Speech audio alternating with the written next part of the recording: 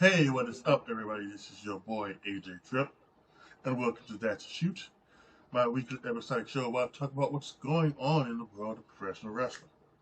What's going on is that they are now in Glasgow, England, or Glasgow, England, whatever you want to call it.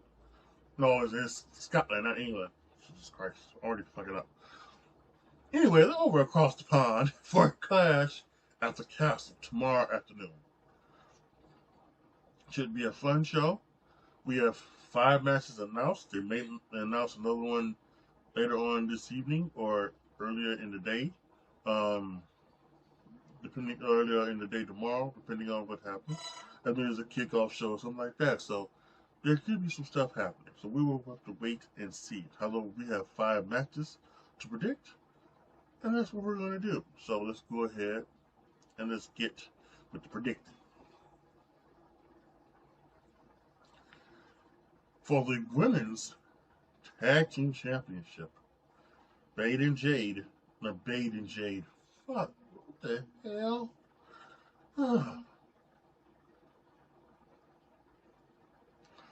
Let's try this again. Bianca and Jade. Bade and Jade. That's okay. Whatever. Bianca and Jade takes on Zoe Stark and Shayna Baszler, and takes on Scottish duo Alba Fire and Isla Dawn, the Unholy Union, in a match for the tag team championship. Now, there's a weird thing going on here. They have decided to put everybody who is from Scotland on this show. This is going to be in Scotland, but all of them can't win, and that's the, like, are you like? So we'll get to the one later at the end, but you put on people on the show that who's not going to win. You went to Australia, put on Rhea Ripley, made her the main event because she can win, right? So, but anyway,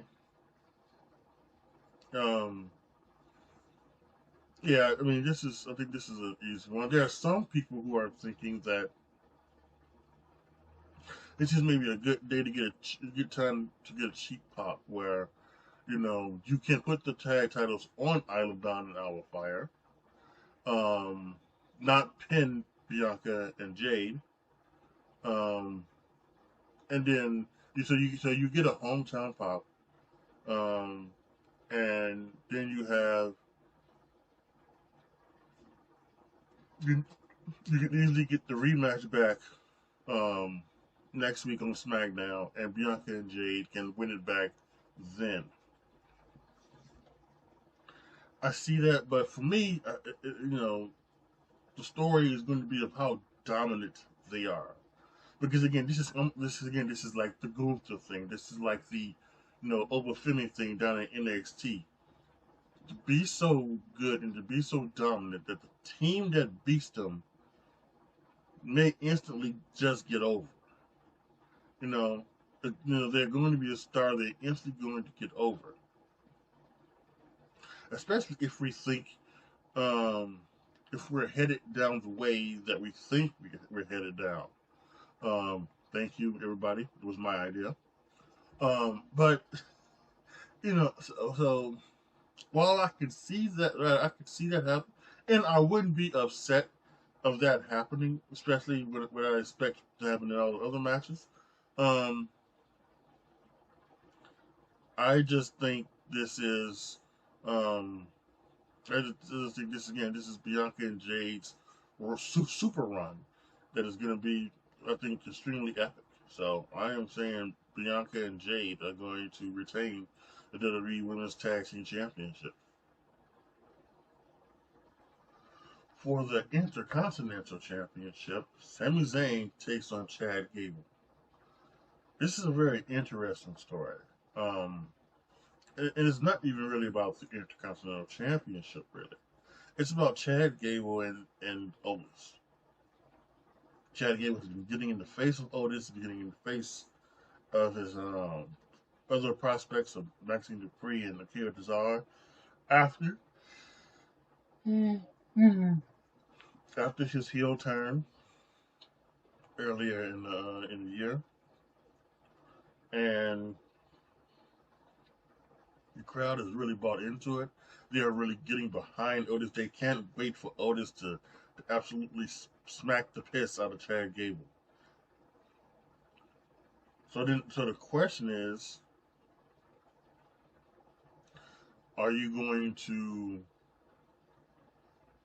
put the title on Chad Gable so that then the title becomes then he transitions it to Otis? Are or are you going to, how are you going to do this? And then let's also bring to the fact that Chad Gable, allegedly his contract was up last Friday. So Chad Gable may be working without a contract. He may be working on a paid by per appearance. So how does that work? So then how does that work this week? If you're going to do that, is Chad Gable signed? I don't know. Once again, I have to. I'm doing one of these shows. I have to bring up Twitter. I'm not gonna work on this computer for some reason. Has just really decided not to give me Twitter for some reason.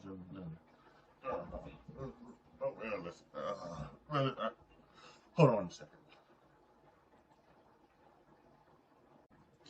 Okay, so after taking a quick scroll on Twitter, there is, as of 8:04 a.m. on Friday, June 14th, that is when this is being recorded. There is nothing about Chad Gable signing um, anything, any new contract, anything like that. So um, that's that. And for me, I just think that,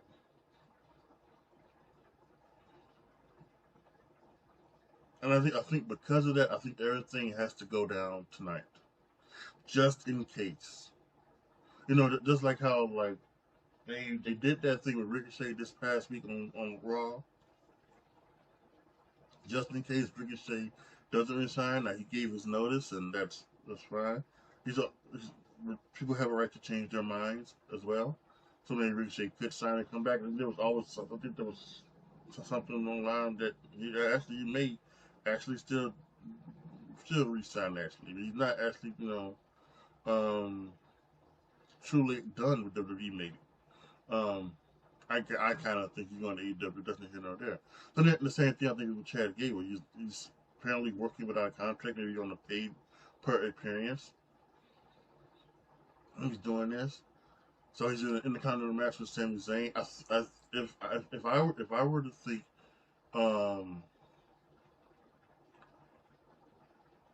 I would think the right thing if Chad Gable was under contract and it still could happen. There's still plenty of time for that to happen. But if Chad Gable was under contract, I would have Chad Gable win, and I would, so that would lead to the Otis feud, and then that could lead somewhere down the line.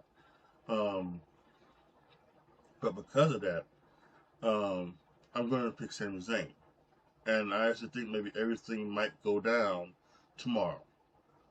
Everything might go down tomorrow. Sami losing the match, Otis finally getting his revenge on Chad Gable, the Alpha Academy walking out on Chad Gable. All of that could happen tomorrow. So we'll have to wait and see. But that's my choice. I'm picking Sami Zayn to retain the Intercontinental Championship. So how about another Scottish act in a championship match? Bayley, the WWE Women's Heavyweight Women's Champion, taking on Piper Niven, along with Chelsea Green. So, what do we have here? Now, nobody thinks that this is going to be, anything for Piper Niven. Now, last Friday, she gave a very good backstory on her about what she was doing while Bayley was running with the Four Horsewomen. And now she's been doing this for 14 years, and she's been in WWE for 7, which is true. I think she was on the first Million Classic. The first Million Classic, I think, was 2017, right? And then because the second Million Classic was 2018 or something like that. Um, she's been a WWE, person like for a long time. So it's like and she told a story. And I thought that was pretty good promo from her. But having also said that, I also think that there is a thing here, that is just it's Bailey, and and she's gonna get a pretty hefty run here, hopefully. Now one would say, sorry about that, but one would say that maybe her run so far hasn't been so interesting, and I know I think it's hard, you know, to do it when to get the people that she would probably do well with in as a tag team, meaning Bianca Belair and Jade Cargill. Now, and again, this is one of the reasons why that I think there should be just one champion. Because there are women on the other, on Monday Night Raw who would be excellent, like like Liv Morgan, their champion. Natalia, um, Sam Baszler, and everything like that. You just many ways you could go about it. You know, if there was just one champion, but that's neither here nor there. Um, but with Bailey just being a WWE champion, and they're not, Bianca Belair and is a thing, and they're waiting on Tiffany. They're obviously waiting on Tiffany Stratton. You know, she's obviously going to. They already have Nia Jax set up at SummerSlam, and Tiffany Stratton, I think, is obviously going to win Money in the Bank. Everybody has said it. Everybody has thought it. It would be a shock if she didn't. It's already on my Money in the Bank predictions coming. In 3 weeks. Money in the Bank is pretty close. It's 3 weeks away, y'all. So, yeah. July 6th. So in 3 weeks, July 5th is Money. It's my Money in the Bank predictions episode. So Tiffany Stratton is my pick. Anyway, so they may say that this run just hasn't seemed very very good, but I think that's not really Bay's fault. I think they did the draft and they haven't really set up anybody yet. I mean, they did something the other week with Blair Davenport talking about Naomi, and she hasn't been back on the show. So again, it is what it is. They've got to do for everything that they've talked about and everything that they have done. That has been extremely effective over the past couple of years since Triple H took truly over, and it's become a much more dominant and well-rounded and entertaining product than it's been since the Attitude Era, obviously. There still are some hiccups. I think one of the really big is this fucking brand split. I think that really is. It just it splits everybody off, and it doesn't. You people don't have challengers. So, with that being said, it's Scotland, so they give it a proper Niven.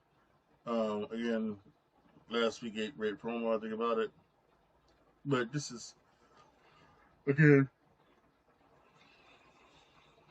This is another Scotland person who's just there to get over, but to lose. So, I'm going to say that it is Bayley who retains her WWE Women's Championship. And then I Quit match. This is Cody Rhodes versus AJ Styles for the WWE World Heavyweight Championship. So they went down the Mark Henry route by having AJ trying to going to retire and then having them turn on Cody Rhodes and he asked Cody to come down and say goodbye. I have to be honest, my original thought when that was going down was this is someone from TNA is going to jump up in because we get the TNA thing happening. So I thought someone with TNA would maybe jump in, stop the retirement, then he would maybe go to TNA for a few months, right, and feud with the folks down in TNA.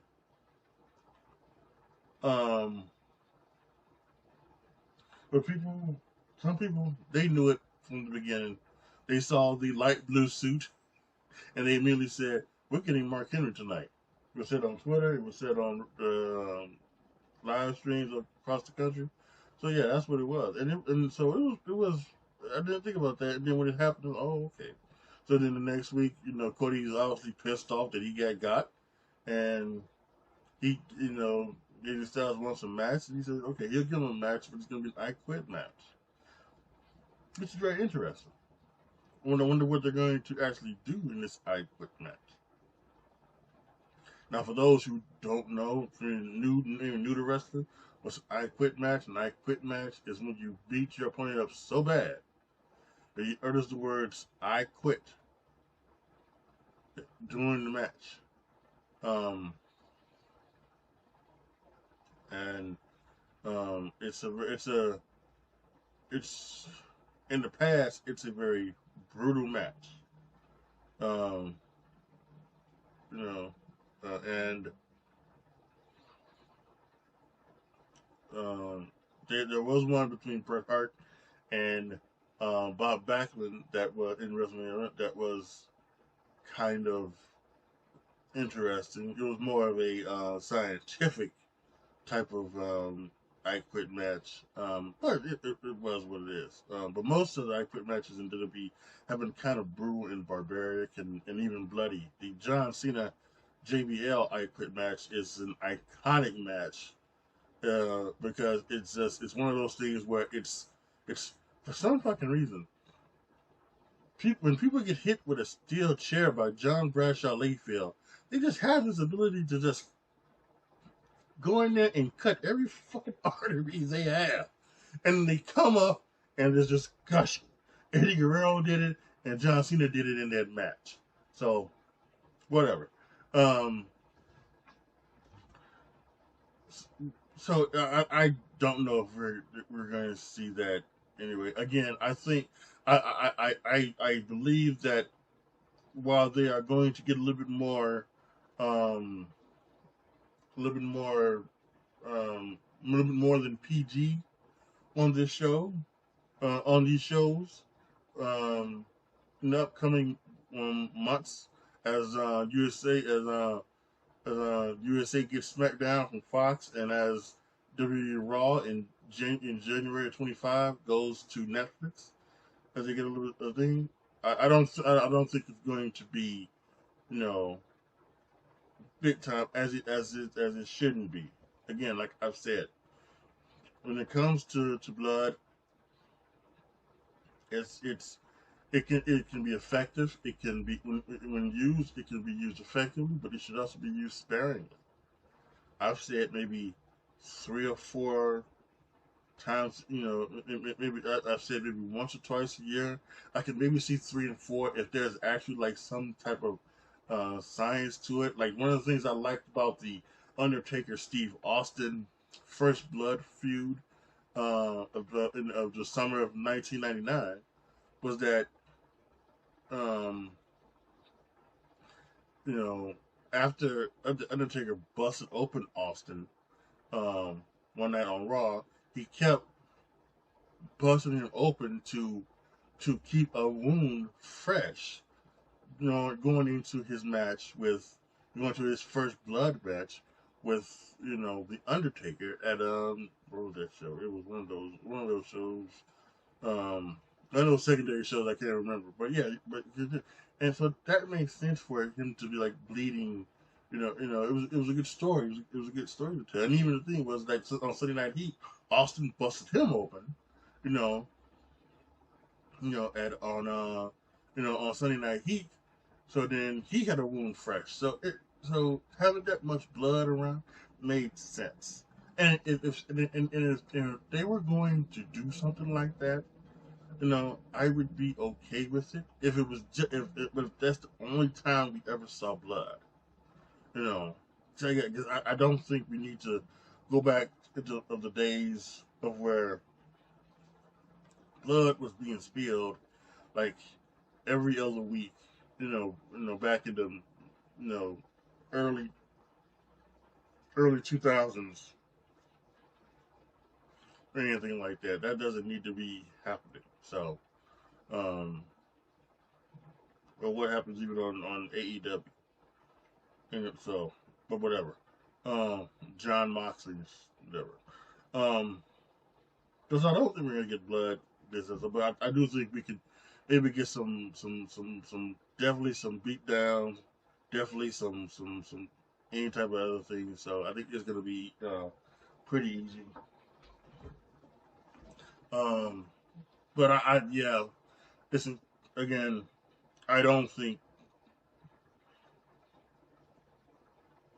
uh, Cody Rhodes is an easy pick because I don't think Cody Rhodes is going to have any chance of losing that championship.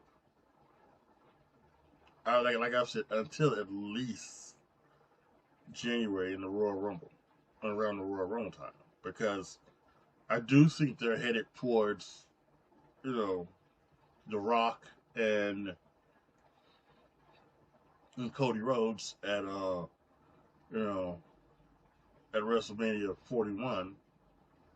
And does it have to be for the title? No, it doesn't. No, but will it probably be? Yes, because for some reason at this point, The Rock is a little bit.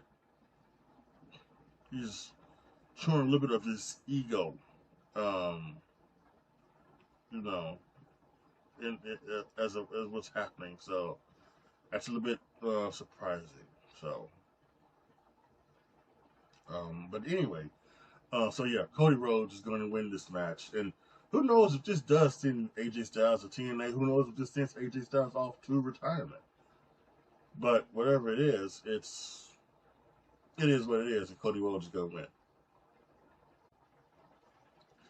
And what probably will be the main event of this show, although I was certain the main event was going to be the NXT Women's Champions North American ladder match, which in all thoughts about it, it probably should have been. That's neither here nor there. Um,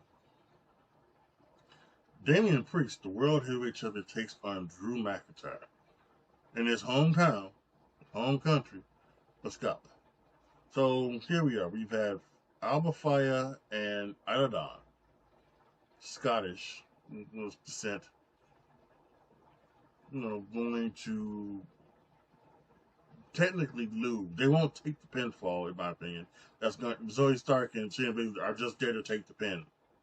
Um, in whichever way it goes, but I think with Bianca and Jade. But yeah, so they're gonna lose. They're not going to win any championship. Piper Niven is going to not win the WWE Women's Championship. But then you have Drew McIntyre and Damian Priest. Now, this is where it's like what's going on here? Because I think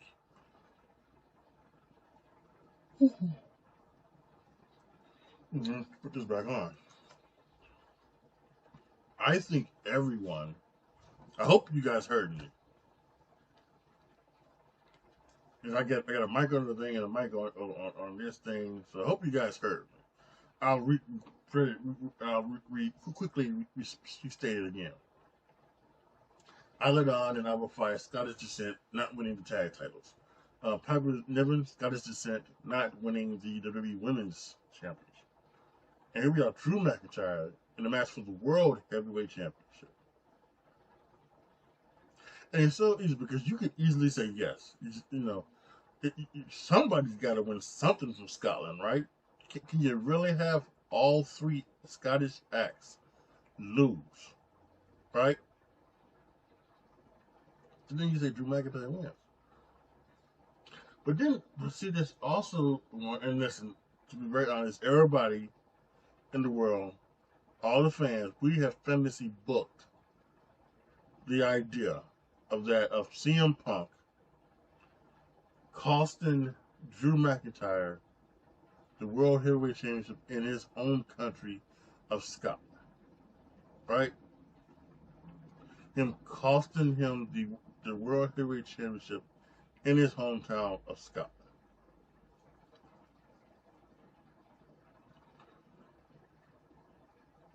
But you see both, but you also see it happening. Because when we talk about another thing, looking at the future, we have Gunther at SummerSlam, and then we have Bash to Berlin, and there are some people thinking that Gunther wins, the championship, wins the championship at SummerSlam, or a championship at SummerSlam, and then goes to Bash at Berlin and fights Ilya Dragunov, and that's a good thing, things like that. But maybe what you do is just that you have, you put the title on Drew McIntyre, and then you go ahead and you move Drew to Slam, and maybe Drew is one of the ones who can, is one of the people who can beat Gunther. They've wrestled before for the Intercontinental Championship, and twice, once at WrestleMania 39, and once last year at the London Arena, right? London Money in the Bank. So there's a lot of ways you can go, a lot of things you can do, and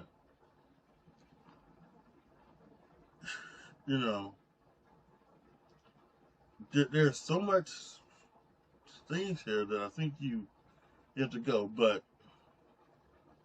I think when it comes to doing this little prediction, and you want to talk about the story, what's the best story? What's the best way to get to where they're going? And I think they want to get to. I think they want to get to.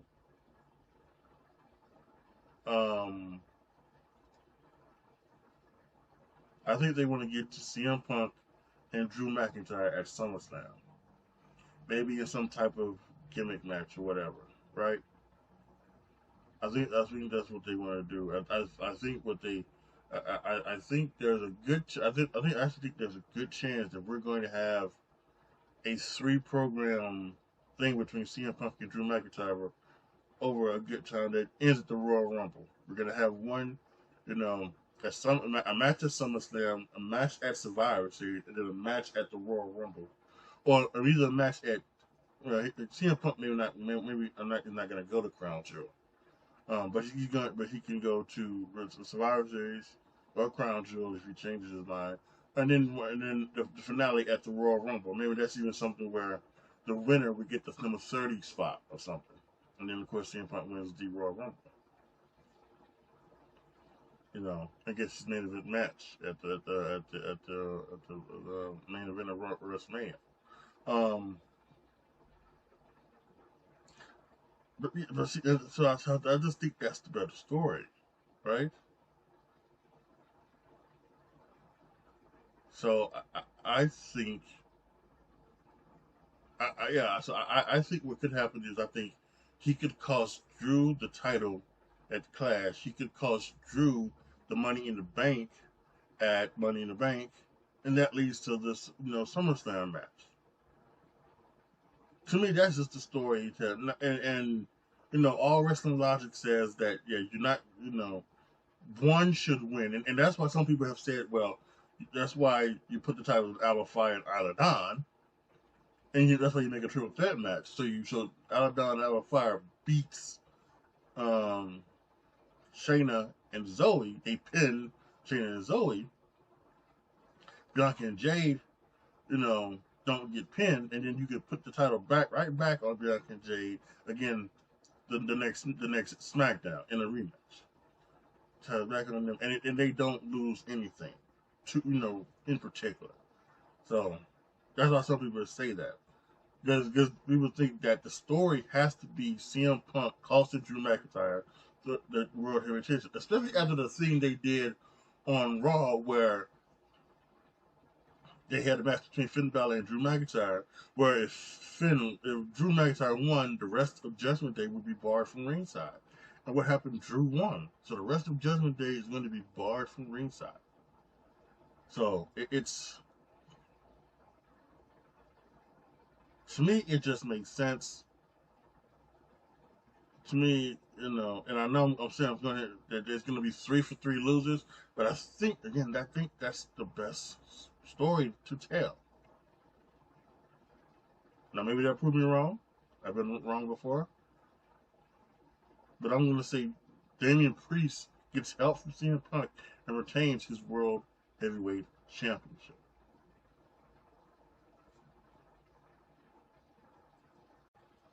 So to recap, we have Bianca Belair and Jade Cargill retaining the Women's Tag Team Championship. We have Sami Zayn retaining the Intercontinental Championship. We have Bayley retaining the WWE Women's Championship. We have Cody Rhodes retaining the WWE Championship and over the AJ Styles and I Quit match. And we have Drew McIntyre retaining the World Heavyweight Championship with the help of CM Punk. It's going to be interesting. Again, I'm going back and forth myself. Can you really, put 3 acts from Scotland on there and just have all 3 lose? But I guess you can. I guess you can. So, but it just because again I just think it's again like I said a couple times. I think that's why everybody's some people who think that Alba Fire and Aladon are winning, and that's why this is just, instead of it being a regular tag match, it's a triple threat tag match. And maybe that is the case. I just don't know though. So, but anyway, there you have it. It is what it is. And we'll have to wait and see. We'll see tomorrow. Let's go down. So yeah. And by the way, there will be a reaction right after Clash at the Castle.